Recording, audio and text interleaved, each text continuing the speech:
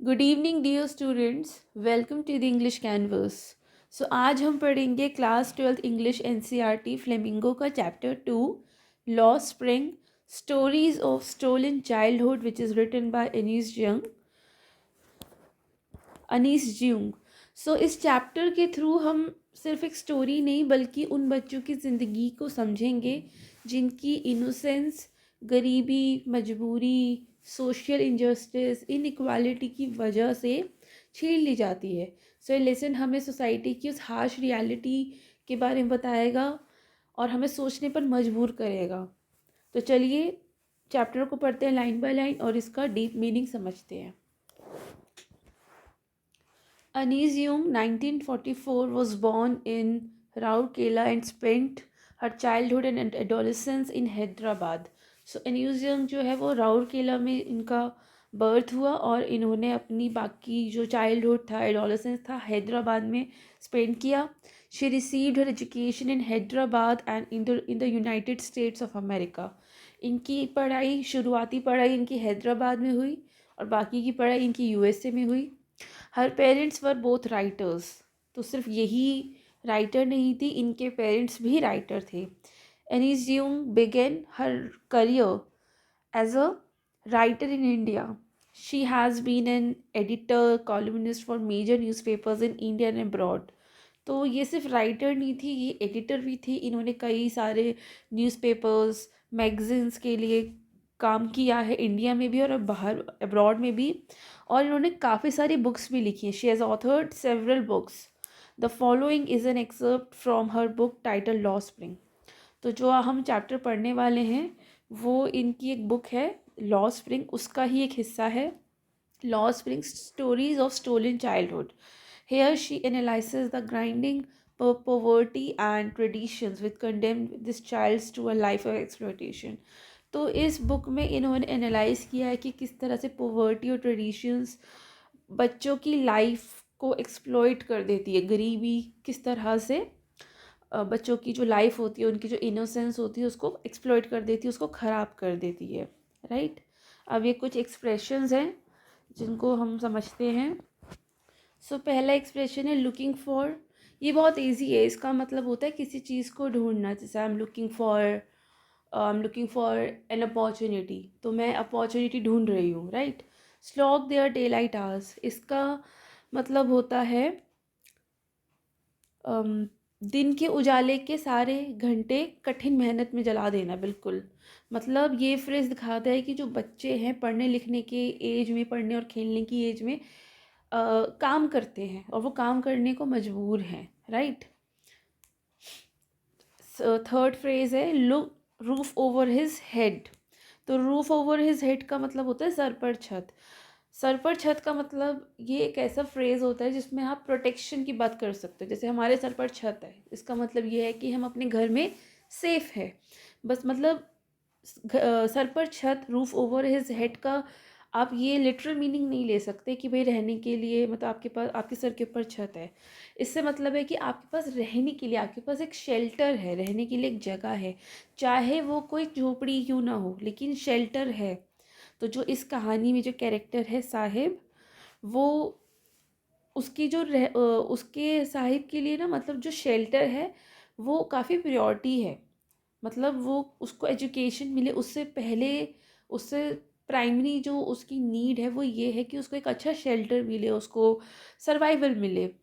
Perpetual state of poverty, इसका मतलब होता है ऐसी गरीबी जो कभी ख़त्म ही नहीं होती. मतलब ट्रेडिशनल गरीबी चली आ रही है, जनरेशनल. मतलब ये सिर्फ पर्सनल पॉवर्टी नहीं है बल्कि जनरेशनल पॉवर्टी है. मतलब गरीबी एक चक्रव्यूह की तरह है. जैसे मतलब आप गरीब, आपकी आने वाली पीढ़ियाँ भी गरीब, या आप गरीब हो, आपकी जो एंसेस्टर्स थे वो भी गरीब थे. मतलब ये जनरेशन टू जनरेशन गरीबी फॉरवर्ड होते जा रही है. जैसे गरीबी, जैसे बच्चा गरीब है तो वो मजबूर भी है और वो मतलब मजदूरी करता है. तो फिर उसका जो बचपना है तो वो भी मतलब वो खो जाता है. अब जैसे बच्चा है उस मज़दूर, तो फिर उसका बच्चा भी मज़दूर बन जाता है. जैसे कोई मज़दूर है, उसका बच्चा हुआ, लेकिन गरीबी कंटिन्यू कर रही है, तो आने वाले उसके बच्चे भी मज़दूर बन जाएंगे. डार्क हटमेंस, इसका मतलब होता है अंधेरी गंदी तंग झोपड़ियाँ। डार्क सिर्फ रोशनी की कमी नहीं बता रहा है यहाँ पर। डार्क का मतलब है लैक ऑफ होपनेस, मतलब उम्मीद की भी कमी है। तो डार्क हर्ट्स का मतलब होता है dark future, right. Last phrase है impose the baggage on the child. इसका मतलब है कि बच्चे पर ज़बरदस्ती फोर्सफुली उसको जिम्मेदारी दे देना, उसके ऊपर बच्चे पर ज़बरदस्ती जिम्मेदारी का बोझ डाल देना। यहाँ बैगेज जो है, बैगेज का मतलब वो बोझ है। बैगेज वैसे होता है बैग सूटकेस, मतलब बैग्स और सूटकेस नहीं है बैगेज का मतलब। यहाँ पर है कि बोझ डाल देना जिम्मेदारियों का।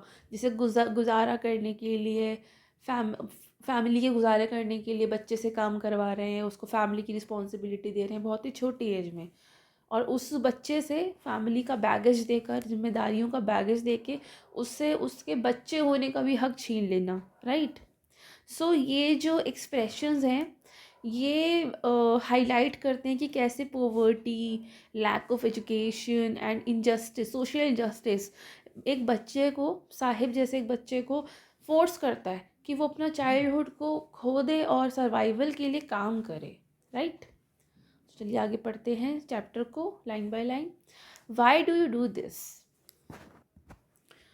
I asked Sahib, whom I encounter every morning, scrounging for gold in the garbage dumps of my neighborhood. अब यहाँ पर नरेटर कहानी शुरू करते हैं एक सवाल से। मतलब यहाँ पर नरेटर एनिज्यूंग साहिब से पूछती है कि तुम ये काम क्यों करते हो, why do you do this. मतलब वो क्वेश्चन से शुरुआत हो रही है कहानी की, कि तुम ये काम क्यों शुरू करते हो। सो मतलब यानी कि जो कूड़ा उठाने का जो काम है, देखिए इस कहानी का जो एक सब टाइटल वो ये है, sometimes I find a rupee in the garbage. इसका मतलब है कि कभी कभी कूड़े में मुझे 1 रुपया मिल जाता है। तो शायद ये इसका आंसर होगा।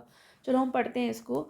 तो शुरुआत होती है नरेटर के एनिज्यूम के क्वेश्चन से, जो साहिब से पूछती है कि तुम ये काम क्यों करते हो, यानी कूड़ा कबाड़ा क्यों छांटते हो, तुम क्यों उठाते हो। ये क्वेश्चन सिर्फ एक बच्चे से नहीं है बल्कि पूरे सिस्टम से पूछा गया है कि ये बच्चा इतनी छोटी सी उम्र में, खेलने कूदने की उम्र में, पढ़ाई लिखाई की उम्र में ये कूड़ा क्यों उठा रहा है, राइट। और साहिब जो है वो एक मतलब एक बहुत ही कम उम्र का बच्चा है, और ये रोज़ सुबह कचरे के ढेर में गोल्ड ढूंढता है। गोल्ड, यह गोल्ड का मतलब सोना नहीं है, मतलब गोल्ड वो ज्वेलरी वाला गोल्ड नहीं है, बल्कि कोई काम की चीज़ है। अब गार्बेज में गोल्ड क्या है, इसके लिए गार्बेज में गोल्ड है प्लास्टिक, मेटल, कॉइन्स, ताकि उन्हें बेचकर वो पैसे कमा सके।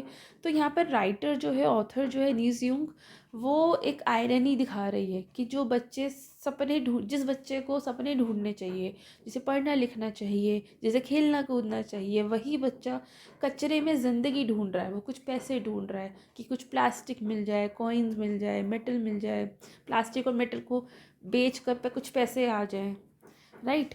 Sahib left his home long ago. अब साहिब जो है वो अपना घर बहुत पहले ही छोड़ चुका है। घर जो है, होम, मतलब ये जो घर है ये सिर्फ घर नहीं है, ये एक तरह से उसके लिए सेफ्टी था। घर उसका, उसके लिए बचपन था जो उसे कब का उससे छिन चुका है। Set MS the green fields of Dhaka. अब उसका घर ढाका के हरी भरी ज़मीन के बीच था। मतलब जब वो रहता था ढाका की, ढाका पर था, मतलब हरी भरी ज़मीन पे था, ग्रीन फील्ड्स में था, मतलब नेचर की सुंदरता थी वहाँ पर पेट भरने के लिए कुछ काम नहीं था, तो उसको वो घर छोड़ना पड़ा। His home is not even a distant memory. मतलब उसने घर इतना पहले ही छोड़ दिया था, इतनी कम उम्र में ही छोड़ दिया था कि साहिब के लिए घर सिर्फ एक डिस्टेंट मेमोरी, धुंधली सी याद भी नहीं रहा। मतलब उसको याद भी नहीं, ज़रा भी नहीं याद है कि उसका घर कैसा दिखता था। मतलब उसका जो बचपन है वो पूरी तरह से मिटा दिया गया है। There were many storms that swept away their fields and homes, his mother tells him. तो बार बार क्या होता था कि जहाँ उसका वो घर था, बार बार आने वाली आंधी, सॉरी स्टॉर्म्स, बार बार आने वाली बाढ़ और तूफान ने उसकी ज़मीन और घर को बर्बाद कर दिया था। मतलब पॉवर्टी का रीज़न जो था वो नेचुरल सोशल दोनों था। मतलब नेचुरल डिज़ास्टर्स ने उसका घर और उसकी ज़मीन जो है बर्बाद कर दिया था। इसी वजह, और ये ऐसा उसकी माँ ने उसको बताया था। That's why they left looking for gold in the big big city where he now lives. मतलब ये बात उसकी माँ ने उसको बताई थी कि ऐसा होता था, बार बार आंधी तूफान आता था और घर बर्बाद हो जाता था, फील्ड्स बर्बाद हो जाती थी, इस वजह से उन्हें वो घर छोड़ना पड़ा। इसी वजह से, मतलब ये वजह थी, इसी वजह से उन्हें वहाँ से आना पड़ा। मतलब इसी मजबूरी में वो लोग शहर आए अपनी ज़िंदगी बचाने के लिए, और शहर में वो गोल्ड ढूंढ रहे थे, लुकिंग फॉर गोल्ड। मतलब वो अपने शहर जो है उनके लिए सपनों का शहर नहीं था, बल्कि सर्वाइवल का शहर था। वो यहाँ पर इतने बड़े शहर में जहाँ ये साहिब रहता है, ये अपने लिए ज़िंदगी ढूंढ रहे थे। अब ये तो सवाल हो गया कि एनीस यूंग ने पूछा, अब साहिब क्या कहता है, देखते हैं। I have nothing else to do, he mutters looking away. अब साहिब में और थोड़ी शर्म सी आती है, तो वो शर्म से थोड़ी नज़र हटा लेता है, कहीं और देखता, कहीं और देखते हुए कहता है कि मेरे पास कोई चॉइस नहीं है, मेरे पास कोई काम नहीं है करने को। ये लाइन जो बहुत important, I have nothing else to do, ये लाइन सिस्टम के फेलियर को दिखाती है, बच्चे की फेलियर को नहीं, सिस्टम के फेलियर के। अब यहाँ पे ऑथर फिर से कहती है, गो to school, I say glibly, realising immediately how hollow the advice must sound. अब यहाँ पर राइटर थोड़ा कैजुअली बोल देती कि स्कूल जाओ, कोई काम कैसे नहीं है। जब इसने पूछा ना कि तुम ये काम क्यों करते हो, तो साहिब ने रिप्लाई दिया कि मेरे पास कुछ और करने को है नहीं, कोई और ऑप्शन भी नहीं है। तो उसने बोल दिया कि स्कूल जाओ ना तुम। लेकिन ये कहते ही खुद ऑथर को, खुद नरेटर को ये रियलाइज़ हो जाता है, मतलब इंस्टेंटली रियलाइज़ हो जाता है कि ये कहना कितना होलो है, कितना खोखला है कि जाओ स्कूल जाओ। उसको ही पता है कि वो स्कूल नहीं जा सकता, तभी तो नहीं जा रहा, अगर जा सकता हो तो चला जाता। There is no school in my neighbourhood, when they build one I will go. अब यहाँ पर साहिब सच बोलता है, वो कहता है कि उसके नेबरहुड में, उसके एरिया में स्कूल ही नहीं है। मतलब उसका एजुकेशन का सपना यहीं टूट जाता है। वो कहता है कि जब वो बना देंगे स्कूल तब मैं जाऊंगा। वो कहता है अगर स्कूल बनेगा तो मैं जाऊंगा। मतलब ये लाइन यहाँ पर होप भी है और आयरनी भी है कि पता नहीं कब स्कूल बनेगा, लेकिन जब भी स्कूल बनेगा ये होप है कि साहिब वहाँ ज़रूर जाएगा। If I start a school will you come, I ask, half joking. अब यहाँ पर राइटर थोड़ा मजाक में कहती है, मतलब मजाक में भी एक सीरियस क्वेश्चन बन जाता है। वो पूछती है, अगर मैं स्कूल स्टार्ट करूँ तुम आओगे? येस, ही से स्माइलिंग ब्रॉडली। अब वो थोड़ा खुल के खुश होता है और कह देता है हाँ मैं आऊँगा। तो यहाँ पर आपने देखा कि ये छोटा बच्चा जो है साहिब, ये कूड़ा बीन रहा है, गार्बेज में से कुछ प्लास्टिक, मेटल, कॉइन्स, ये सब ढूंढ रहा है। तो चाइल्डहुड जो है वो पॉवर्टी ने बिल्कुल चुरा लिया है। एजुकेशन इसके लिए ड्रीम बन गई है, जबकि ये इसका राइट है। और यहाँ पर ये जो फेलियर है कि ये पढ़ पढ़ नहीं रहा है, कूड़ा बीन रहा है, ये सोसाइटी और सिस्टम इसके लिए रिस्पॉन्सिबल है।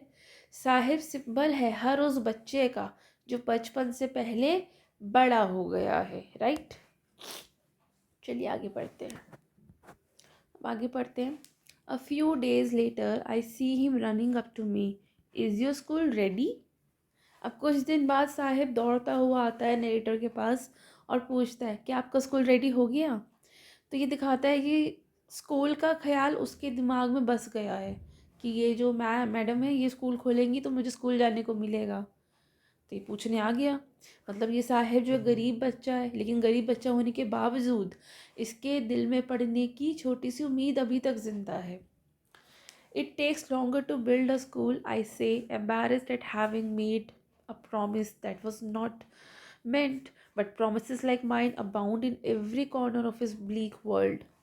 अब जब उसने पूछा ना कि भाई क्या स्कूल रेडी हो गया, अब ऑथर ने तो ये बात मजाक में कह दी थी इसको कि क्या मैं अगर स्कूल बनाऊंगी तुम आओगे, लेकिन उसको ना थोड़ी सी वो एम्बैरस हो गई। ऑथर जो है थोड़ी सी एम्बैरस हो गई और एम्बैरसमेंट में बोली कि स्कूल बनने में टाइम लेता है, स्कूल बनने में टाइम लगता है थोड़ा, इतनी जल्दी स्कूल नहीं बनता है। अब वो थोड़ी शर्मिंदा होके कह रही है वो, क्योंकि नरेटर को यहाँ पर एहसास होता है कि उनका जो ये प्रॉमिस था ये सिर्फ बोलने भर का नहीं था, मतलब बोलने भर का ही था वैसे तो, लेकिन मतलब उसने तो सिर्फ बोलने भर का ही बोल दिया था, बोलने के लिए बोल दिया था कि मैं स्कूल बनाऊंगी या स्कूल बनने में समय लगता है।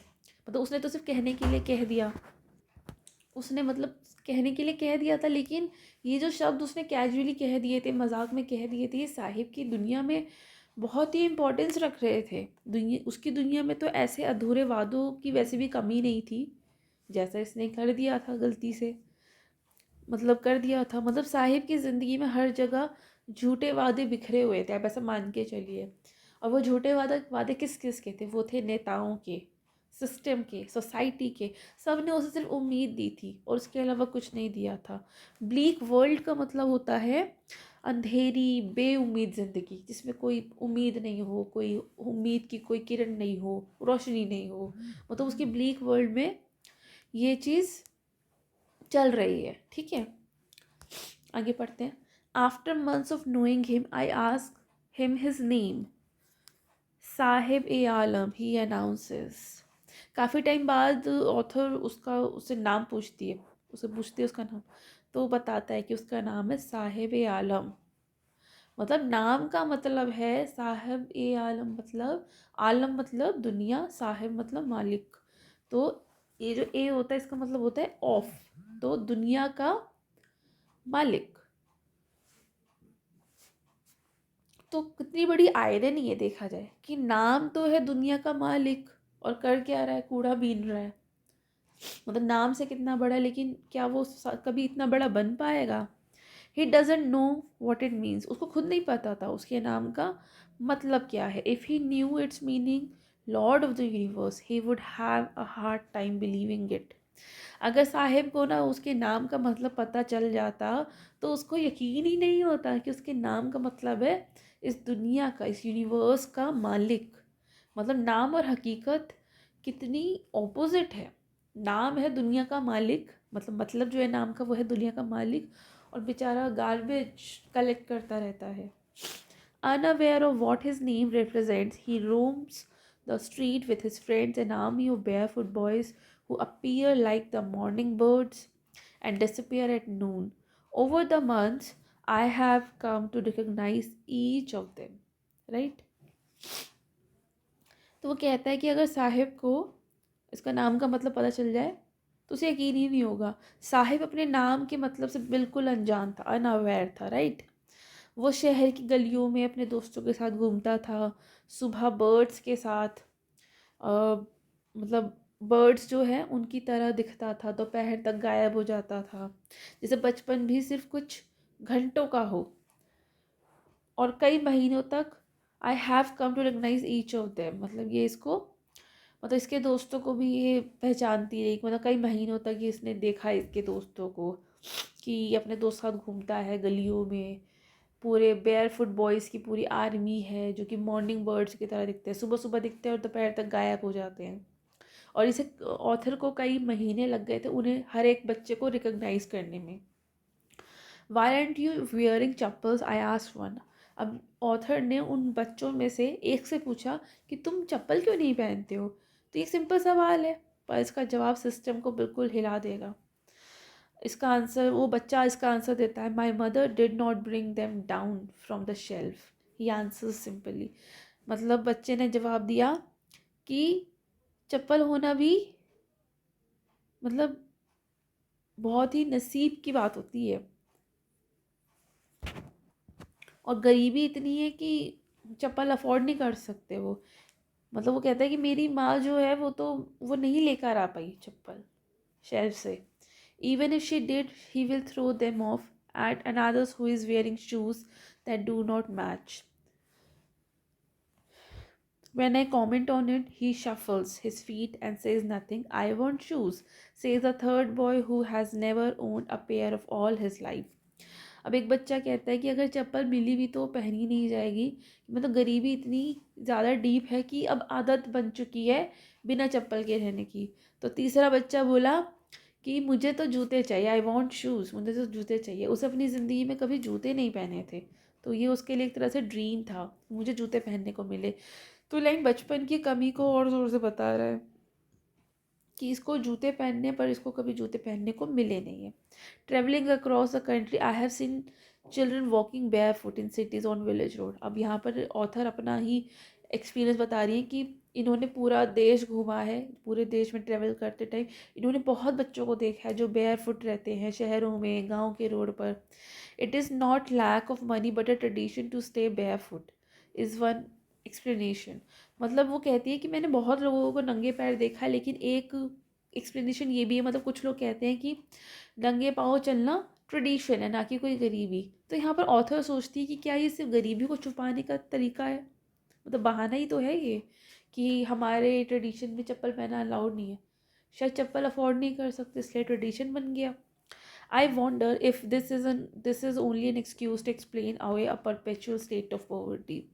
अब यहाँ पर ऑथर को काफ़ी वॉन्डर होता है कि परंपरा का लॉजिक असल में ना ख़त्म होने वाली गरीबी को जस्टिफाई करता है, मतलब सिस्टम अपनी जिम्मेदारी से बच जाता है।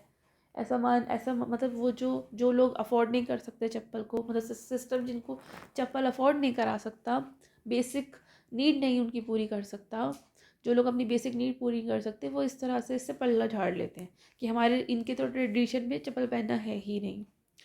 आई remember a story of man from Udupi once told me. अब यहाँ पर ऑथर को एक स्टोरी याद आती है जो कि उडुपी के एक आदमी ने उन्हें सुनाई थी।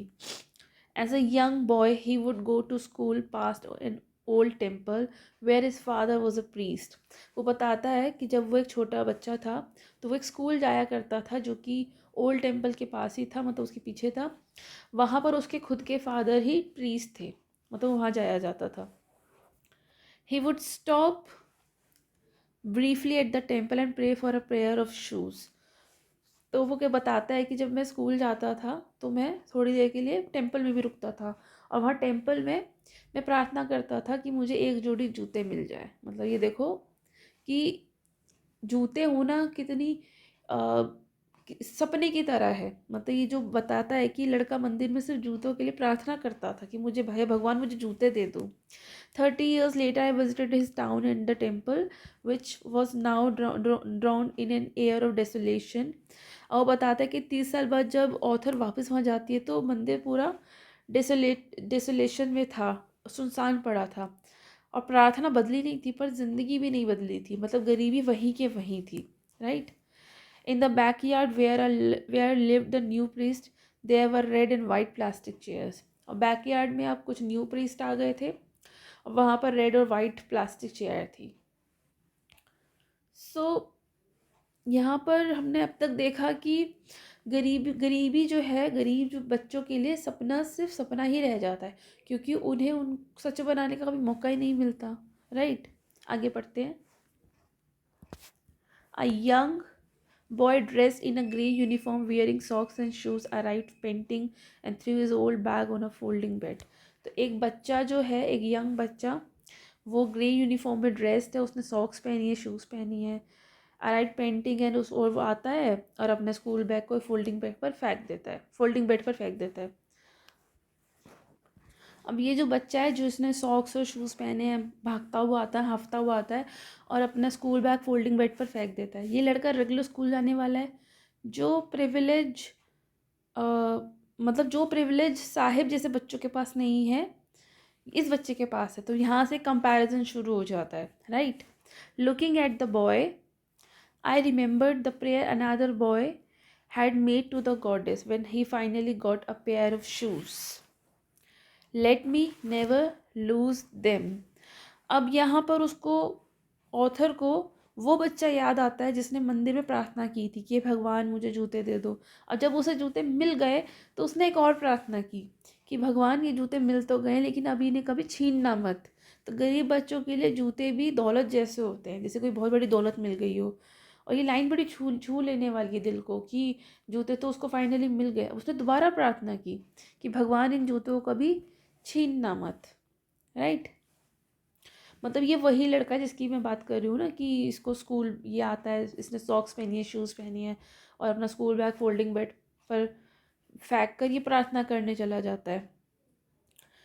तो मतलब इसको देख के जैसे एक और लड़का याद आता है, मतलब ये जो बच्चा है जिसने सॉक्स और शूज़ पहने हैं, इसको देख के इसे दूसरा बच्चा याद आता है जो भगवान भगवान से प्रार्थना कर रहा है मंदिर में कि हे भगवान, ये जूते तो मुझे मिल गए लेकिन अभी इन्हें कभी छीनना मत। The goddess has granted his prayer, young boys like the son of the priest now wore shoes, many others like the rag pickers in my neighbour remain shoeless. अब उसकी प्रार्थना तो पूरी हो गई, अब वो शूज़ पहनता है, लेकिन सबका नसीब तो एक जैसा नहीं होता। अब ये जो लड़का है, मतलब ये जो यंग बॉयज़ हैं जिनके जो कि प्रीस्ट के बच्चे हैं, वो तो जूते पहनते हैं, लेकिन जो दूसरे बच्चे हैं जैसे कि वो रैग पिकर्स हैं जो इसके ऑथर के घर के पास रहते हैं, वो बच्चे तो अभी भी नंगे पाँव हैं, right. My acquaintances with the barefoot rag pickers leads me to Seemapuri, a place on the periphery of Delhi yet miles away from it metaphorically। अब ऑथर जो है वो हमें ले जाएगी सीमापुरी में। सीमापुरी दिल्ली में ही एक इलाका है, मतलब दिल्ली के किनारे बसा एक इलाका है। दिल्ली के पास होते हुए भी ये जगह डेवलप दुनिया से बहुत दूर है।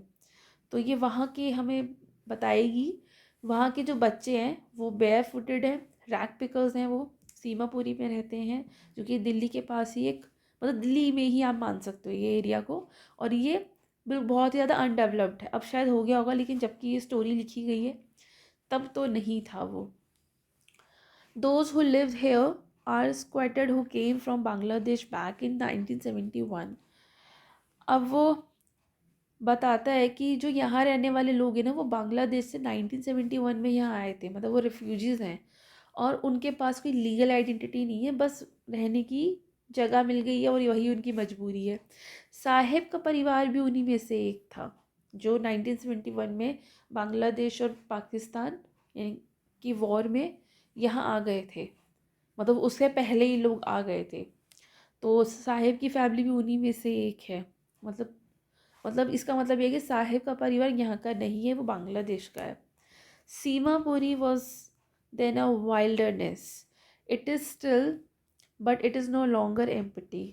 In structures of mud with roofs of tin and tarpaulin, devoid of sewage, drainage or running water, lived 10,000 rag pickers.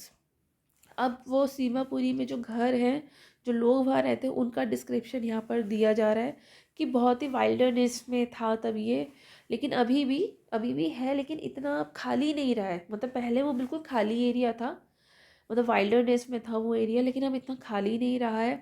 वहाँ मिट्टी के घर हैं, टीन और टैरपोलिन की छतें हैं, ना ही सीवर है, ना ड्रेनेज का कोई सिस्टम है और ना पानी है। यहाँ 10,000 के आसपास रैग पिकर्स रहते हैं, मतलब इंसान रहते हैं, पर बेसिक फैसिलिटीज़ भी नहीं है उनके पास। सोचिए उनके पास सीवरेज नहीं है, ड्रेनेज नहीं है, पानी नहीं है, मतलब कोई जो बेसिक फैसिलिटी होती है, सैनिटेशन, वाटर, शेल्टर, इनमें से कुछ भी ढंग का नहीं है। They have lived here for more than 30 years without an identity, without permit, but with ration cards that get their names on voters list and enable them to buy grains। अब वो 30 साल से भी ज़्यादा से यहाँ पर रह रहे हैं, पर उनकी कोई आइडेंटिटी नहीं है, मतलब उनके पास कोई आइडेंटिटी नहीं है, ना ही उनके पास परमिट है। लेकिन हाँ, एक राशन कार्ड है, राशन कार्ड की वजह से उनका नाम वोटर लिस्ट में। और ये किस लिए राशन कार्ड बना है? ताकि वो वोट कर सके, मतलब नेताओं का फ़ायदा हो सके। अदरवाइज़ उनके पास कोई आइडेंटिटी नहीं है। और वो उनको राशन कार्ड इसलिए भी दिया गया है ताकि तो वोट कर सके, उनका नाम वोटर लिस्ट में आ जाए, दूसरा वो अपने लिए ग्रेन्स खरीद सके, क्योंकि पेट भरना पहचान आइडेंटिटी से ज़्यादा इंपॉर्टेंट है, right. Food is more important for survival than an identity. मतलब भूख तो सबसे बड़ी सच्चाई है ना। जो जब भूख हो तो कोई राइट्स, कोई डिग्निटी, कोई आइडेंटिटी कुछ मैटर नहीं करता, ये सब बाद में आते, सबसे पहले आती है भूख, right. If at the end of the day we can feed our families and go to bed without an aching stomach, we would rather live here than in the fields that gave us no grain, say a group of women in tattered saris when I asked them why they left their beautiful land of green fields and rivers। अब यहाँ पर author फिर से अपना ये एक बताती है बात कि वही कहते हैं कि फ़ूड जो है वो ज़्यादा इम्पॉर्टेंट है सर्वाइवल के लिए, किसी भी आइडेंटिटी से। Eight the end of the day हमको हमारी फैमिलीज़ को फीड कराना है और फिर सोना है, ताकि हमारे पेट में दर्द नहीं हो। अगर आप भूखे सोते हो तो पेट में दर्द होता है ना। हम यहाँ रहते हैं, मतलब वो कहते हैं कि, मतलब ऑथर ने इन लोगों से बात की ना, तो वो ये कहते हैं कि हमें आइडेंटिटी यहाँ नहीं मिलती कोई बात नहीं, लेकिन हमको यहाँ पर खाना मिल रहा है, यही इम्पॉर्टेंट है, ताकि हम बिना पेट दर्द के आराम से सो सके रात को। वो कहते हैं कि हमने यहाँ पर रहना चूज़ किया है, हम यहाँ रह रहे हैं, जबकि हम कहाँ से थे, हम ग्रीन फील्ड से थे, लेकिन उन ग्रीन फील्ड्स में हमें ग्रेन नहीं मिल रहा था, फूड नहीं मिल रहा था। ये बात कही है ग्रुप ऑफ वुमेन ने, जिन्होंने टेटेड साड़ी पहनी हुई थी। और ये बात उन्होंने तब कही जब ऑथर ने इनसे पूछा कि क्यों अपना beautiful land of green fields and reverse आप छोड़ आए। तो मतलब यहाँ पर, मतलब ऑथर ने इन लेडीज़ से पूछा, भाई आप क्यों छोड़ आए, मतलब क्यों छोड़ा है अपनी वो ग्रीन फील्ड्स, वो रिवर क्यों छोड़ा है, इतनी हरी भरी जगह। तो वो लेडीज़ ने इसको कहा, ग्रुप ऑफ वुमेन ने कहा कि कम से कम यहाँ भूखे तो नहीं सोते हम, मतलब शहर गरीबी देता है पर भूखा नहीं रखता है, भूख भूख कम देता है, मतलब भूख भूख को सेटिस्फाई कर देता है। और वो लोग कहते हैं कि जहाँ खाना मिलता है वहाँ घर बन जाता है, बच्चे भी यहीं बड़े हो जाते हैं और बचपन के साथ ही ज़िंदा रहना सीख जाते हैं, right? Whenever they find food they pitch their tents and that becomes transit home। वो कहते हैं कि जहाँ भी खाना मिलता है वो वहीं पर ही अपना टेंट गाड़ लेते हैं और वही इनका ट्रांजिट होम बन जाता है। The children grow up in them becoming partners in survival। बच्चे इसी सिचुएशन में बड़े होते हैं और वो सीख जाते हैं इस तरह सर्वाइव करना। And survival in Seemapuri means rag picking, मतलब सीमापुरी में ज़िंदा रहने का मतलब है कि आपको कचरा चुनना पड़ेगा, मतलब सालों में ये काम एक स्किल बन गया है। Through the years, it has acquired the proportions of fine art। मतलब इतने सालों में ये अब एक कला बन गई है, कला का हिस्सा बन गया है ये।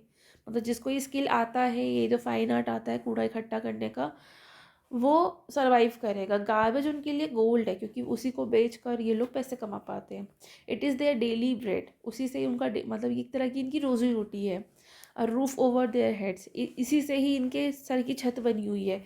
Even if it is a leaking roof but for a child it is even वो। हाँ, ये छत जो है ये लीक करती है, ये इतनी अच्छी नहीं है, लेकिन फिर भी सेफ़ है। मतलब कचरा उनके लिए सिर्फ कचरा नहीं है, वो सोना है। इसी कचरे से उनके लिए खाना आता है, उनके लिए शेल्टर आता है, उनकी ज़िंदगी चलती है। वो छत भले ही लीक कर रही हो, लेकिन बच्चों के लिए इसका मतलब और गहरा है। बच्चों के लिए कचरा उम्मीद है, खेल है, सपना भी है। आगे साहिब कहता है, आई समटाइम फाइंड अ रूपी इवन अ 10 rupee note, Sahib says, his eyes lighting up. अब ऐसा कहते हुए साहिब की आंखें चमक जाती हैं कि कभी कभी 1 रुपया मिल जाता है, कभी कभी 10 रुपये भी मिल जाते हैं, जैसे उसकी आंखें ऐसे चमक जाती है जैसे कि कोई खजाना मिल गया। When you can find a silver coin in the heap of garbage, you don't stop scrounging, for there is hope of finding more। वो बोलता है, मतलब ये बात ऑथर कह रही है कि जब तुमको थोड़ा भी मिल जाता है ना, जब तुमको एक सिल्वर कॉइन मिल जाता है हीप ऑफ गार्बेज में, तो तुम नहीं छोड़ पाओगे। मतलब जब थोड़ा ही मिल जाता है तो और ढूंढने की हिम्मत आ जाती है और होप जाग जाती है कि भाई और मिल जाएगा और मिल जाएगा। मतलब यहाँ पर गरीबी भी होप पर चलती है। समझ रहे हैं आप लोग क्या कह रही हूँ मैं? It seems that for children, garbage has meaning a different from what it means to their parents। तो मतलब बच्चों के लिए कचरा है उनके पेरेंट्स से अलग मीनिंग रखता है। मतलब बच्चों के लिए एक अलग मीनिंग रखता है कचरा, डिफरेंट मीनिंग है, पेरेंट्स के लिए अलग मीनिंग है। For the children it is wrapped in wonder, for elders it's a means of survival. बच्चों के लिए कचरा बिल्कुल जादू जैसा है, वॉन्डर है बिल्कुल, और बड़ों के लिए सिर्फ जिंदा रहने का जरिया है। One winter morning, I see Sahib standing by the fenced gate of the neighborhood club, watching two young men dressed in white play tennis.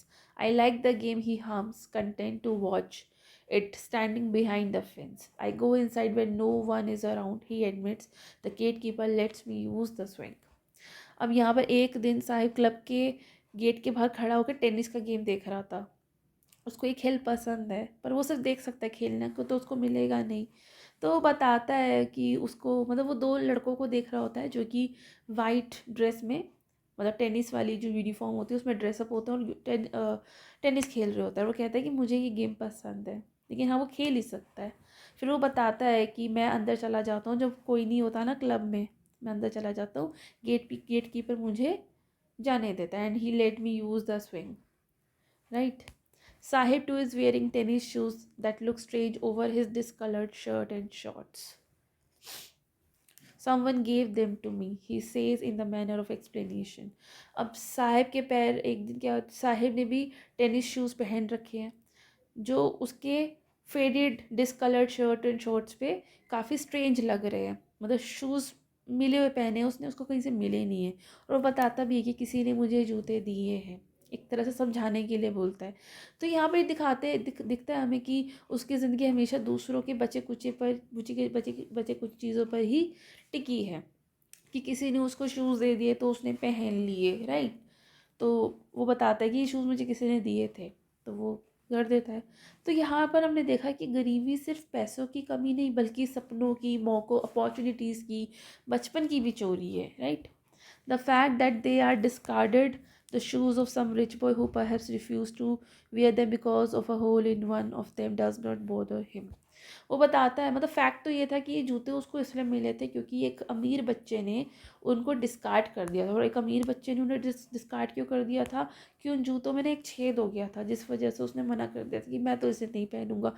लेकिन ये छेद वाला जूता साहिब को तो बिल्कुल बॉदर नहीं कर रहा है, बल्कि उसे तो बहुत अच्छा लग रहा है, राइट. तो अमीर जिस चीज़ के लिए थोड़ी, मतलब अमीरों के लिए तो चीज़ तभी ख़राब हो जाती है जब वो थोड़ी सी भी उसमें कलर फेड हो जाए, थोड़े से भी वो ब्रेक हो जाए, छेद हो जाए. अमीरों के लिए चीज़ थोड़ी सी ख़राब हो जाए तो बेकार है, पर गरीब के लिए वही चीज़ सपना बन जाती है, right. For one who has walk bare for even shoes with a hole is a dream come true. तो जो बच्चा ज़िंदगी पर नंगे पाँव चला हो उसके लिए तो ये छेद वाले जूते भी कैसे ख्वाब जैसे होते हैं. तो ये लाइन जो है ये गरीबी की, मतलब डीप गहराई को दिखाती है. But the game he is watching so intently is out of his reach. मतलब जूते तो उसको मिल गए, बट जो उससे साहिब जो ये टेनिस का मैच देख रहा था, ये सिर्फ उसे देख ही सकता था, कभी खेल नहीं सकता था. क्योंकि ज़िंदगी भी उसके साथ ऐसी ही है, सपने पास है पर उसकी पहुंच से बाहर है. This morning Saheb is on his way to the milk booth. अब आज सुबह क्या होता है कि साहिब जो है वो दूध की दुकान पर जाता है. अब वो रैक पिकर नहीं रहा, बल्कि एक टी स्टॉल पर काम करने लगा है, इसलिए वो मिल्क बूथ पे जाता है. In his hand is a steel canister. उसके हाथ में एक स्टील का डब्बा होता है, और ये डब्बा बोझ का सिंबल है, मतलब जिम्मेदारी का बोझ. अब ये बताता है कि I now work in a tea stall down the road, he says pointing in the distance. वो एक दूर डिस्टेंस पर पॉइंट करके बताता है कि मैं अब टी स्टॉल पर काम करता हूँ जो रोड के दूसरे किनारे पर है. I am paid 800 rupees and all my meals. वो बताता है कि साहिब को 800 रुपये मिलते हैं और सारे टाइम का खाना मिलता है. मतलब ये असली सच अब आता है कि, मतलब सुनने में अच्छा लगता है लेकिन अब असली सच अब आता है. Does he like the job. मतलब यहाँ पर ये ऑथर पूछती है कि क्या तुम्हें ये जॉब पसंद है. मतलब वो पूछती है उसको. His face I see has lost the carefree look. अब क्योंकि उसका जो चेहरा है, जो ऑथर देखती है, उस पर बचपन की जो मस्ती थी, केयर फ्री लुक जो होता है बच्चों का, वो बिल्कुल खो चुका है. क्योंकि अब वो बच्चा नहीं रहा है, तो वो बच्चा ही एज से, फिजिकल स्ट्रेंथ से तो वो बच्चा ही है, लेकिन अब वो बच्चा नहीं रहा क्योंकि अब वो मजबूर मजदूर बन गया है, right. The steel canister seems heavier than the plastic bag he would carry so lightly over his shoulder.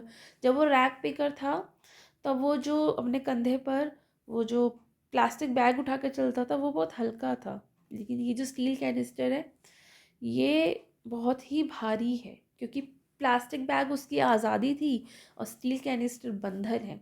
मतलब स्टील का डब्बा प्लास्टिक से बहुत ज़्यादा भारी लगता है, जो क्योंकि वो पहले कंधे पर आराम से ले जाता, अभी थोड़ा मुश्किल हो जाता है. The bag was his. कचरा चुनने वाला बैग उसका अपना था, जिसका वो मालिक था. लेकिन ये जो स्टील कैनिस्टर है ये उसका नहीं है, मतलब अब वो किसी का नौकर है. The canister belongs to the man who owns the tea shop. Saheb is no longer his own master. तो स्टील का डब्बा उस चाय वाले का है और अब साहिब किसी और के लिए काम करता है, वो खुद का मालिक नहीं रहा. मतलब ये सबसे पावरफुल लाइन है देखा जाए तो, कि साहिब अब अपना मास्टर नहीं रहा, साहिब अपनी ज़िंदगी का मालिक नहीं रहा, गरीबी ने उसकी आज़ादी छीन ली है. अब ये किसका एक और dialogue, I want to drive a car, पढ़ते हैं इसको। अच्छा ये कहानी हो गई है यहाँ ख़त्म। अब ये दूसरी कहानी है मुकेश की। तो पहले वाली लाइन थी कि समटाइम्स, अरे कहाँ गया, समटाइम्स आई फाइंड अ रूपी इन द गार्बेज, मतलब यहाँ पर ये कूड़ा इकट्ठा करता था, तब इसको पता चल गया कि भाई यहाँ तो मतलब मुझे कभी कभी पैसे मिल जाते हैं। अब अगली कहानी है I want to drive a car, Mukesh की कहानी है ये। Mukesh insist on being his own master, I will be a motor mechanic, he announces. Mukesh अपनी ज़िंदगी का मालिक बनना चाहता था, वो बाकी बच्चों जैसा नहीं बनना चाहता था। मुकेश का सपना था कि वो मोटर मैकेनिक बने, उसने यह अनाउंस किया है। ये सपना छोटा लग सकता है कि भाई मोटर मैकेनिक बनने में तो क्या ही बड़ी चीज़ है, पर ये उसके लिए बहुत बड़ा है। अब यहाँ पर ऑथर भी इससे कोई सवाल पूछती है, do you know anything about cars, cars के बारे में कुछ जानते हो तुम? वो कहता है I will learn to drive a car, he answers looking straight into my eyes, his dreams looms like a mirage amidst the dust of street that fills his own town Firozabad, famous for its bangles. वो कहता है कि मतलब उसने सीधा उसकी आंखों में देखकर कहा कि मैं सीख लूँगा, मैं सीख लूँ, I will learn to drive a car, मैं सीख लूँगा गाड़ी चलाना। मतलब उसके जवाब में उम्मीद है और हिम्मत भी है। इसके जो इस बच्चे, ये जो बच्चा है मुकेश, इसके सपने बिल्कुल मिराज जैसे, मिराज होता है रेगिस्तान में, पता क्या होता है, जैसे जब हम रेगिस्तान में होते हैं, मैं कहा तो खैर कभी रेगिस्तान में नहीं गई, मैंने भी ऐसा पढ़ा है कि मिराज एक्चुअली ना बहुत जगहों पे बन जाता है, वो सनलाइट में बनता है। जैसे आप चल रहे हो, ठीक है, आपको दूर ऐसा लगेगा कि पानी है, लेकिन जब आप उसके पास जाओगे तो आपको पानी मिलेगा नहीं। ये आपको ना फ्लाईओवर्स पे भी, जैसे जो आप दिल्ली से बाहर कभी जाएंगे तो फ्लाईओवर्स पर भी ऐसा लगता है, दूर लगता है कि शायद वहाँ पानी है, लेकिन होता नहीं, तो उसे मिराज कहते हैं, राइट। तो उसका ही जो सपना है रेगिस्तान में पानी के जैसा, जैसे रेगिस्तान में पानी दिखता है ना, पास जाओ तो पता चलता है पानी नहीं है, तो सिर्फ हमारी आंखों का धोखा था। सिमिलरली इस बच्चे मुकेश का भी जो ड्रीम है मिराज जैसा है, राइट। मतलब उसका उसका सपना रेगिस्तान में पानी के जैसे दिखता है पर हासिल करना बहुत मुश्किल है, क्योंकि होता ही नहीं है। और वो बिलोंग करता है फिरोज़ाबाद से, फिरोज़ाबाद जहाँ पर कांच की चूड़ियाँ मिलती हैं, ग्लास बैंगल्स के लिए फेमस है। Every other family in Firozabad is engage in making bangles. Firozabad में रहने वाली हर दूसरी फैमिली एंगेज्ड है बैंगल्स बनाने में, मतलब पीढ़ी पीढ़ी दर पीढ़ी वहाँ पर यही काम होता है बैंगल्स बनाने का। It is the centre of India's glass blowing industry where families have spent generations working around furnaces, welding glass, making bangles for all the women in the land it seems। तो जैसे मैंने बताया कि लगभग हर एक family इसी काम में लगी है पीढ़ी दर पीढ़ी। ये जो फिरोज़ाबाद है ये इंडिया की ग्लास ब्लोइंग इंडस्ट्री का सेंटर है। यहाँ पर फैमिली जनरेशन टू जनरेशन इसी काम में लगते हैं, वेल्डिंग ग्लास में, बैंगल्स मेकिंग में। जितनी भी विमेन हैं जो चूड़ियाँ पहनती हैं तो फिरोज़ाबाद की पहनती हैं। Mukesh families among them, Mukesh की फैमिली भी इनमें से एक है। None of them know that it is illegal for children like him to work in the glass furnaces with high temperatures in dingy cells without air and light, that the law, if enforced, could get him and all those 20,000 children out of hot furnaces where they slog their daylight hours, often losing the brightness of their eyes।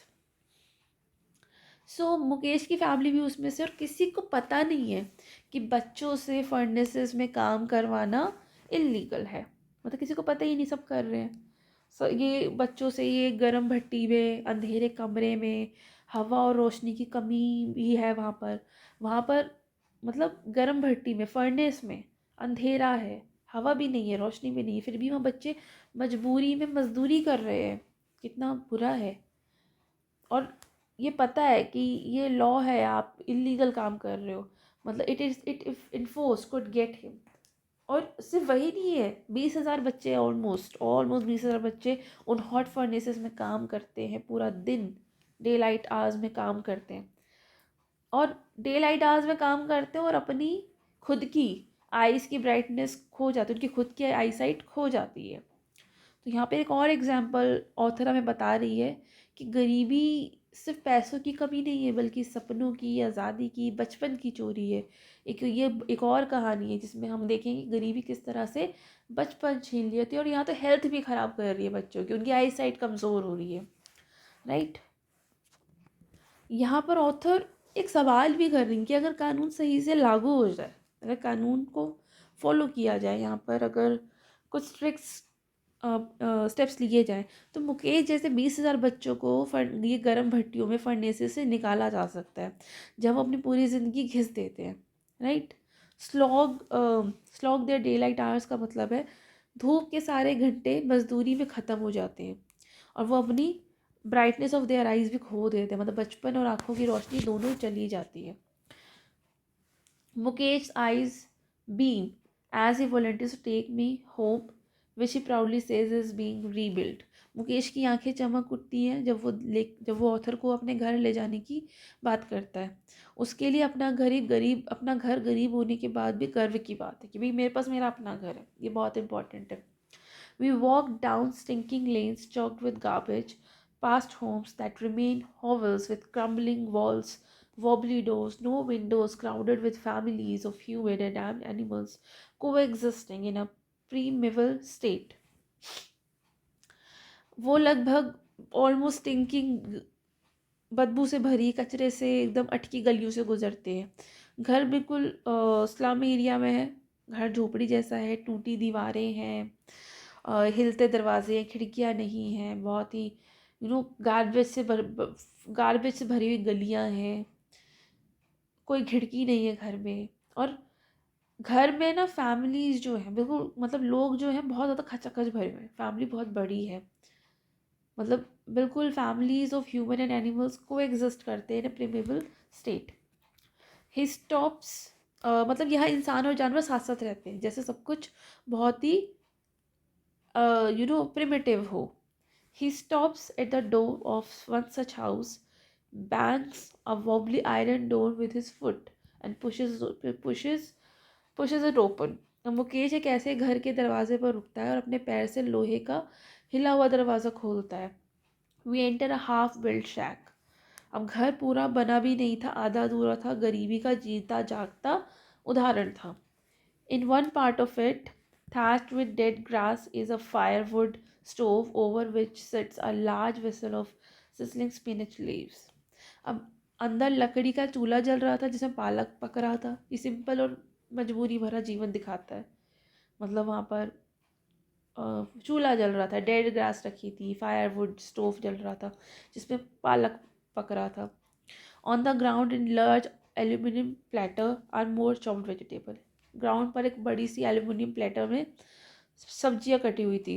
A frail young woman is cooking the every meal for the whole family.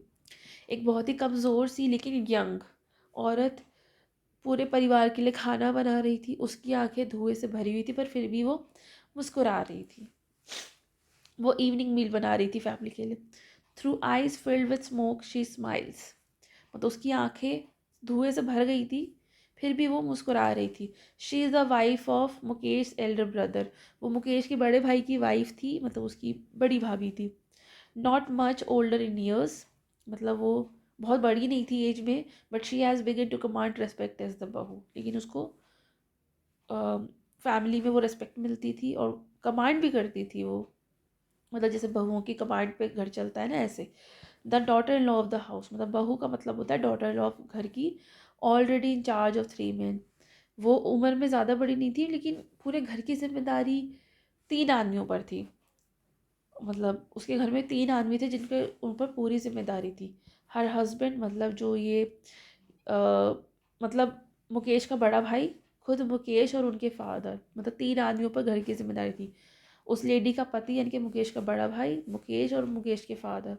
घर में बहुत औरतें जो होती है ना, जो लड़कियां होती हैं, औरतें होती है, वो बहुत जल्दी बड़ी हो जाती है क्योंकि जिम्मेदारी बहुत आ जाती है। इस तरह से लड़के भी बहुत बड़े हो जाते हैं क्योंकि उनको भी काम करना होता है। When the older men enter, she gently withdraws behind the broken wall and brings her veil closer to her face. अब जैसे ही जब उसके ससुर आते हैं, मतलब जब उसके फादर इन लॉ आते हैं, तो जब ओल्डर मैन एंटर करते हैं, यानी कि मुकेश के फादर, तो पीछे ब्रोकन वॉल के पीछे थोड़ा सा छुप जाती है, पर्दे के पीछे चली जाती है और घूंघट कर लेती है, पूरा फेस कवर कर लेती है अपने घूंघट से। मतलब ये परंपरा है, इनकी ट्रेडिशन है, पेट्रियार्की को दिखाता है कि जब उसके फादर इन लॉ आते हैं तो वो छुप जाती है और घूंघट कर लेती है। As custom demand daughter in law must wear their faces before male elders. तो ये कस्टम है कि जो बहू है घर की, वो अपना सर ढक, अपना मुंह ढक लेगी, घूंघट कर लेगी जब बड़े आदमी जो है मेल एल्डर्स घर आएंगे। In this case the elder is an impoverished bangle maker. अब जो इसके जो फादर इन लॉ है, मतलब मुकेश के फादर, ये गरीब चूड़ी बनाने वाले हैं, मतलब सारी ज़िंदगी इन्होंने मेहनत की पर गरीबी जो है कि छूटी ही नहीं। Despite long years of hard labor, first as a tailor, then a Bengal maker, he has failed to renovate a house, send his two sons to school. मतलब इतनी मेहनत की, इतना हार्ड लेबर किया इतने सालों तक, पहले वो टेलर का काम करते थे, उसके बाद वो बैंगल मेकर बने, फिर भी इतनी मेहनत करने के बावजूद भी वो अपना घर रेनोवेट नहीं कर पाए, अपने बेटों को स्कूल नहीं भेज पाए। बस एक ही काम करा उन्होंने कि चूड़ी बनाते रहे और घर का जो बेसिक नीड्स थी, खाना वगैरह, वो करते रहे, लेकिन घर की मरम्मत नहीं कर पा रहा, रेनोवेशन नहीं करा पाए, बच्चों की पढ़ाई नहीं करा पाए। All he has manage to do is teach them what he knows the art of making bangles. और उन्होंने सिर्फ क्या किया, मतलब उन्होंने अपने बच्चों को भी सिखाया जो उन्हें आता था, चूड़ी बनाना। मतलब एक ही काम उन्होंने किया, चूड़ी बनाना, और बच्चों को भी सिखाया। मतलब उन्होंने एक ही काम किया, चूड़ी बनाना सिखाना, right.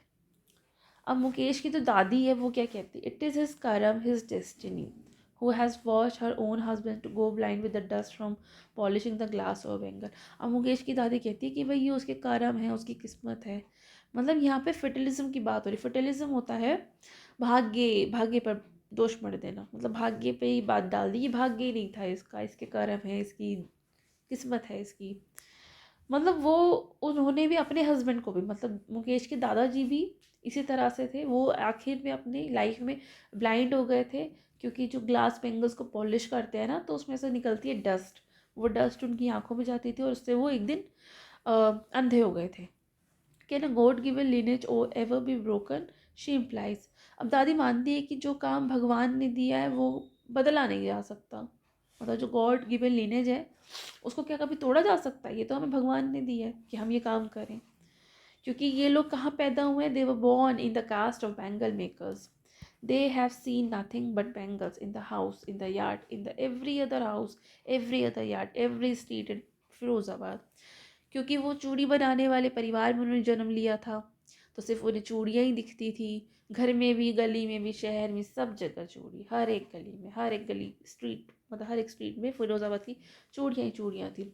Spirals of bangles, sunny gold, paddy green, royal blue, pink, purple, every color born out of 7 colors of the rainbow, line in moons in the unkept yards, are piled on four-wheeled handcarts pushed by young men along the narrow lanes of the shanty town. अब रंग बिरंगी चूड़ियाँ दिखती हैं उनको, spiral और bangles दिखते हैं, सनी गोल्ड कलर की, सुनहरी, हरी, नीली, गुलाबी, पर्पल, हर एक कलर जो 7 रंगों से बना है। इंद्रधनुष के 7 रंगों से जितने रंग बने इस दुनिया में, हर कलर की चूड़ियाँ बनती है। चूड़ियाँ गंदी गलियों में ढेरों में पड़ी हैं। मतलब चूड़ियाँ जहाँ बन रही हैं, चूड़ियाँ बड़ी सुंदर होती है ना देखने में, लेकिन चूड़ियाँ जहाँ जिन गलियों में ये बन रही हैं, वो गलियों में बहुत गंदगी है। मतलब चूड़ियाँ गंदी गलियों में ढेरों में पड़ी हैं और हैंड कार्ट्स पर ला दी जाती है, राइट। और and in the dark hutments next to the lines of flames of flickering oil lamps sit boys and girls with their fathers and mothers, welding pieces of colored glass into circle of bangles. अंधेरे कमरों में अपने parents के साथ, अपने माँ बाप के साथ छोटे बच्चे भी चूड़ियाँ बना रहे हैं। देखिए कितनी बेकार सिचुएशन है कि ये छोटे छोटे बच्चे अपने फादर, अपने मदर्स के, अपने पेरेंट्स के साथ अंधेरी झोपड़ियों में ये अपना बचपन ख़राब कर रहे हैं, दिन रात चूड़ियाँ बना रहे हैं, जिससे इनकी हेल्थ भी ख़राब हो रही है, इनकी आँखों की रोशनी भी जा रही है। Their eyes are more adjusted to the dark than to the light outside. अंधेरे कमरे में काम कर कर के उनकी आंखें रोशनी बर्दाश्त नहीं कर पा रही है। जब वो खुले रोशनी में जाते हैं तो उनको तकलीफ़ होती है। That is why they often and up losing their eyesight before they become adults. और इसी वजह से बच्चे जो हैं बड़े होने से पहले ही अंधे हो जाते हैं, मतलब बचपन में ही अंधे हो जाते हैं इसी वजह से। तो यहाँ पर हम देखते हैं कि शहर कितना गंदा है, मतलब गंदगी कितनी है, परंपरा वही सदियों पुरानी है, गरीबी है, और इन सब का जो दोष है वो भाग्य को दे दिया जाता है। और बच्चे जो हैं बचपन से ही, एक तो उनका बचपन छिन जाता है, फिर धीरे धीरे उनकी आईसाइट भी उनसे छिन जाती है। चलिए आगे पढ़ते हैं। अब एक और लड़की की कहानी आएगी, Savita. Savita, young girl in a draping dress, sits alongside an elderly woman soldiering pieces of glass. Savita एक छोटी लड़की जिसने ड्रैप पिंक कलर की फीकी गुलाबी रंग की ड्रेस पहनी है, जो एक बूढ़ी औरत के साथ बैठी है और शीशे के कुछ पीसेस पर काम कर रही है। उसके हाथ में मशीन के जैसी तेज, मतलब उसके हाथ जो है बहुत तेज़ी चल रहे हैं। As her hands move mechanically like the tongs of machine, I wonder if she knows the sanctity of the bangles she helps make. उसके हाथ मशीन के जैसे तेज़ी से चलते हैं। ये दिखाता है कि बचपन से ही मजदूरी में, मतलब उसका जो बचपन है वो मजदूरी में बदल चुका है। लेखिका यहाँ पर, ऑथर यहाँ पर सोचती है, मतलब जो एनीज यूंग है वो सोचती है कि सविता जानती भी है कि चूड़ियाँ शादी और मतलब शादी की बात, मतलब शादी का सिंबल है। मतलब वो जो चूड़ियाँ बनाती है उसकी उनकी सेंक्टिटी क्या है, क्या वो जानती है? It symbolise an Indian woman suhag auspiciousness in marriage. जो चूड़ियाँ होती है वो शादी, सुहाग और खुशी का सिंबल होती है। It symbolise an Indian woman suhag, मतलब चूड़ियाँ भारतीय नारी की, भारतीय औरत का सुहाग है, उसकी शादी है, खुशहाल जीवन का सिंबल है। It will dawn on her suddenly one day when her head is draped with a red veil, her hands dyed red with henna, and red bangles rolled onto her wrist. एक दिन सविता को समझ आएगा जब उसकी शादी होगी, वो दुल्हन बनेगी, तो वो लाल घूंघट करेगी, हाथ में उसके मेहंदी होगी, हाथ में उसके लाल चूड़ियाँ होंगी उसकी रिस्ट पर, कलाइयों में। लेकिन अभी तो वो सिर्फ काम करने वाली बच्ची है, अभी तो वो सिर्फ बिल्कुल मशीन की जैसे तेज तेज हाथ चला के वो अभी तो चूड़ियाँ बना रही है, काम कर रही है, अभी उसे कुछ पता नहीं कि क्या है, क्या मतलब है। She will then become a bride, मतलब जब वो लाल लाल घूंघट ओढ़ लेगी, मेहंदी लगा, हिना हैना मतलब होती है मेहंदी लगा लेगी, लाल चूड़ियाँ पहन लेगी, तब वो दुल्हन बन जाएगी। Like the old woman beside her who become one many years ago, बिल्कुल उसी की तरह जैसे ये उसके साथ जो ये बूढ़ी औरत बैठी, ये भी कभी दुल्हन बनी होगी, पर आज उसकी आंखों में रोशनी भी नहीं बची है, सिर्फ चूड़ियाँ ही बची हैं। She still has bangles on her wrist but no light in her years. अब तो चूड़ियाँ तो है उसकी यार, मतलब हाथों में, कलाइयों में, लेकिन आंखों में रोशनी नहीं है। अब यहाँ पर एक हिंदी में फ्रेज़ है, एक वक्त शेर भर खाना भी नहीं खाया। She says in a voice of drained of Joy. अब ये बूढ़ी औरत बड़ी दुखी आवाज़ में कहती है कि एक वक्त शेर भर खाना भी नहीं खाया, मतलब एक टाइम ऐसा था जब उनको पेट भर के खाना भी नहीं मिलता था। तो ये उसकी पूरी ज़िंदगी का सच है, वो तो उस बूढ़ी औरत की पूरी ज़िंदगी का सच है। गरीबी, भूख और मजबूरी और मजदूरी, राइट, मजदूरी। She has not even enjoyed even one full meal in her entire lifetime. उस बूढ़ी औरत ने अपनी पूरी ज़िंदगी में कभी भी पेट भर के खाना नहीं खाया। दैट्स वॉट शी हैज़ रीप्ड, मतलब वो, ये उसके लिए बड़ी दुख की बात है, मतलब उसके लिए, उस औरत के लिए पेट भर खाना शायद उसके लिए एक सपने जैसा हो। Her husband, an old man with flowing beard, says, I know nothing except bangles. All I have done is make a house for the family to live in. अब उसको पति कहता है कि मुझे तो चूड़ियाँ ही बनाना जानता हूँ, मुझे तो कुछ पता भी नहीं है चूड़ियाँ बनाने के अलावा। इस लाइन में लिमिटेड अपॉर्चुनिटीज़ का दर्द छुपा है। वो कहता है कि मुझे तो कुछ नहीं आता बैंगल्स के अलावा, मैंने तो जो भी कुछ किया है वो एक घर बनाने के लिए किया जिसमें हमारी फैमिली रहे। Hearing him, one wonders if he has achieved what many have failed in their lifetime. मतलब ऑथर यहाँ सोचती है कि शायद उसने उतना ही हासिल किया है जितना बहुत लोग पूरी ज़िंदगी में भी नहीं कर पाए हैं। कि एक घर मिल जाए, एक शेल्टर, एक छत मिल जाए, है ना। He has a roof over his head. कई लोगों के पास तो ये भी नहीं है, रूफ भी नहीं है, मतलब शेल्टर भी नहीं है, उसके पास एटलीस्ट ये तो है। The cry of not having money to do anything except carrying on the business of making bangles, not even enough to eat, rings in every home. तो पैसे की कमी की जो क्राई है ना, चूड़ी के बिजनेस में गूंजती है, बैंगल मेकिंग बिजनेस में गूंजती है, कि इनके पास इतना भी पैसा नहीं है कि पेट भर के एटलीस्ट एक बार तो खाना खा लें। बहुत बुरी कंडीशन है वैसे ये, और ये हर एक घर में होता है ये। सिर्फ ये मुकेश, सविता या इस बूढ़ी औरत की फैमिली नहीं, हर एक घर में यही कहानी है। The young man echo the limit of the elders, little has moved with time it seems in Firozabad. अब जवान लड़के भी जो हैं वो भी अपने बड़ों की तरह ही शिकायत करते हैं। मतलब यहाँ पे जनरेशन गैप नहीं है। ऐसा नहीं कि यहाँ पर एक जनरेशन की प्रॉब्लम कुछ और दूसरे की कुछ और है। मतलब ये यहाँ पर जनरेशन गैप नहीं है। यहाँ गरीबी जो है वो जनरेशन टू जनरेशन ट्रांसफ़र हो रही है। Years of mind-numbing toil have killed all initiative and the ability to dream. तो सालों की थका देने वाली मेहनत के बाद, मेहनत नहीं, सोचने की शक्ति, सपने देखने की हिम्मत सब खत्म कर दिया है। Why not organize yourself into a cooperative? I ask a group of young men who have fallen into the vicious circle of middlemen who trapped their fathers and forefathers. अब ऑथर ने एक उनको सलाह भरा क्वेश्चन पूछा कि क्यों ना मिलकर एक कोऑपरेटिव बनाया जाए। मतलब यहाँ पर जो ये यंग लड़के हैं उन्हें एक डर भी है। मतलब वो बोलती है ना कि क्यों ना हम, मतलब क्यों ना तुम लोग मिलकर एक कोऑपरेटिव बना लो। मतलब इसने पूछा एक यंग मैन से जो कि मिडिल मैन के विषय, मतलब एक जवान, मतलब वो फंस गए ना उनमें, मिडिल मैन के उसमें चक्कर में। तो एक जवान लड़के ने बड़ा ही हिचकते हुए, डरते हुए उसने रिप्लाई भी किया इसको।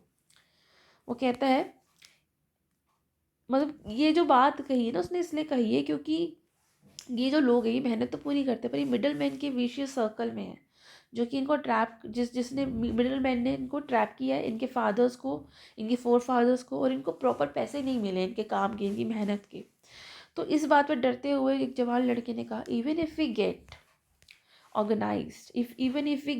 organized, we are the ones who will be hauled up by the police, beaten and dragged to jail for doing something illegal, they say. अब यहाँ पर वो डरते हुए कहता है कि अगर हम ऑर्गेनाइज हुए, अगर हमने कुछ कोऑपरेटिव खुद से कर लिया तो पुलिस पकड़ लेगी, हमें मार पड़ेगी बहुत ज़ोर की, और हमें जेल भेज देंगे, और उनको जेल में इसलिए डाल देंगे कि ये इलीगल काम करे, जबकि कोई इलीगल काम तो नहीं है, लेकिन इनको डरा के रखा हुआ है, डर इनकी ज़िंदगी का हिस्सा बन गया। अब यहाँ पर ये कहती है ऑथर, नरेटर, कि there is no leader among them, no one who could help them see things differently. वो कहती है कि इनका कोई लीडर नहीं है, सबसे बड़ी, मतलब इनका कोई नेता नहीं है, कोई इन्हें रास्ता दिखाने वाला नहीं है। सब ये लोग थके हुए हैं, इनके ये माँ बाप भी, इनके बच्चे भी सब थके हुए हैं, कोई है ही नहीं ऐसा। Their fathers are as tired as they are, मतलब जैसे इनके फादर्स थक गए, वो उन्होंने सिचुएशन को उन्हें एक्सेप्ट कर लिया, सर्कमस्टेंसेस को एक्सेप्ट कर लिया, क्योंकि इनको जेल नहीं जाना है, इनको पिटाई नहीं खानी है। तो अब ये भी ऐसे थके हुए हैं, बस ये अपना काम कर रहे हैं, मिडिल मैन को अपनी इनकम दे रहे हैं, खुद बहुत कम ले रहे हैं। So they talk endlessly in a spiral that moves from poverty to apathy to greed and to injustice. अब से ये सब गरीबी का चक्कर यहाँ पर है, मतलब एंडलेसली ये लोग टॉक करते हैं कि गरीबी है, बेपरवाही है, लालच है, अन्याय है। इस चक्र से बाहर निकलना बहुत मुश्किल है। Listening to them, I see two distinct worlds. One of the family caught in a web of poverty, burdened by the stigma of caste in which they are born, and the other a vicious um, circle of sahukas, the middleman, the policeman, the keeper of law, the bureaucrats and the politicians. अब यहाँ पर author जो है दो अलग अलग दुनियाओं को देखती है। वो कहती है मुझे दो अलग अलग दुनियाएं देखती हैं। एक तो ऐसी फैमिली जो कि गरीबी में और कास्ट के जाल में फंस गई है, गरीबी में और स्टिग्मा ऑफ कास्ट, इसमें बर्डन हो गई जिसमें भी वो पैदा हुए हैं। और दूसरी जो फैमिली है वो sahukars, middleman, policeman, keeper of laws, इनके सताए हुए हैं। और दोनों ने मिलकर बच्चों पर बोझ, इनकी बैगेज डाल दी है। पॉलिटिशियंस भी हैं इसमें, ब्यूरोक्रेट्स भी हैं इसमें, राइट। और दोनों ने मिलकर together they have imposed the baggage on the child that he can't put down. और दोनों ने मिलकर बेचारे बच्चों का जीवन, बच्चों का बचपन खराब कर दिया है, जिन्हें वो उठा भी नहीं पा रहे, इतना बोझ दे दिया है इनको। Before he is unaware he accept it as naturally as his father. बच्चा बिना सोचे, बड़ा होने से पहले, बिना अवेयरनेस आने से पहले ही वो नेचुरली एक्सेप्ट कर लेता है, जैसे उसके फादर ने किया था। To do anything else would mean to dare, कुछ अलग करना, कुछ अलग से सोचना, उनके लिए, उसके लिए बहुत हिम्मत चाहिए जो शायद इनमें नहीं है। And daring is not part of his growing up, और हिम्मत दिखाना, डेयरिंग काम करना तो इनकी ग्रोइंग अप का पार्ट ही नहीं है। when I sense a flash of it in Mukesh I am cheered। जब ऑथर मुकेश में सपने की एक चिंगारी देखती है तो वो खुश हो जाती है। जब उसने कहा था ना, I want to be a motor mechanic, he repeats, जब उसने रिपीट की इस बात को कि वो चूड़ी नहीं बनाना चाहता, वो तो मैकेनिक बनना चाहता है। he will go to garage and learn, but the garage is a long way from his home। मतलब वो जानना चाहता है। और ये जो लाइन है कि I want to be a motor mechanic, ये लाइन पूरे चैप्टर की सबसे होपफुल लाइन है। वो जाता है, वो मतलब वो जाएगा गैराज और सीखेगा, बट जो गैराज है उसके घर से बहुत दूर है। फिर भी मुकेश कहता है कि मैं पैदल जाऊंगा, आई विल वॉक। इंसिस्ट, वो इंसिस्ट करके आता है कि मैं वॉक करके चला जाऊंगा, मेरे घर से दूर है तो कोई बात नहीं। तो यहाँ पता चलता है उसकी डिटर्मिनेशन कितना डिटरमाइंड है वो अपने सपने को पूरा करने के लिए। Do you also dream of flying a plane. अब ऑथर यहाँ थोड़े मजाक में पूछती है कि क्या तुम्हारा सपना प्लेन उड़ाने का भी है क्या। ही इज सडनली साइलेंट, वो अचानक से चुप हो जाता है, कहता है no, he says staring at the ground, ज़मीन को देखते हुए, शर्माते हुए मना कर देता है कि नहीं नहीं, मेरे को ये तो नहीं करना है। मतलब उसका सपना जो है ज़मीन से जुड़ा हुआ है, कार से है, प्लेन से तो नहीं है। In a small moment there is an embarrassment that he has not yet turn into regret. तो उसने स्मॉल मोमो में उसको उसको थोड़ी सी एम्बेरसमेंट भी हो रही थी, लेकिन हाँ वो रेग्रेट में नहीं था।